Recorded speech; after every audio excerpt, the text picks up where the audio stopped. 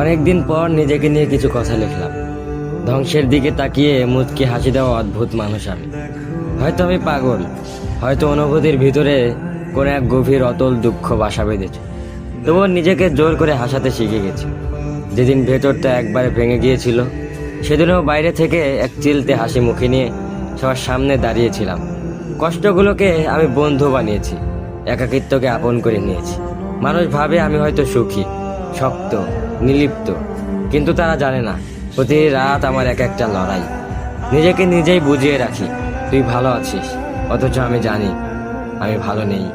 ভেঙে যাচ্ছি প্রতিদিন একটু একটু করে, আর এই ধ্বংস হওয়াটাকে যেন ভালোবেসে ফেলেছি। আমি সেই মানুষ যে হার মানার আগে হাসে, কারণ জানি কান্না দেখিয়ে লাভ নেই। পৃথিবী শুধু শক্তদের মনে রাখে, দুর্বলদের নয়। তাই আমি অদ্ভুত, আমি অনুভূতির আগুনে পুড়ে যাওয়া নীরব যোদ্ধা। আমার জীবন কোনো সুখের গল্প নয়,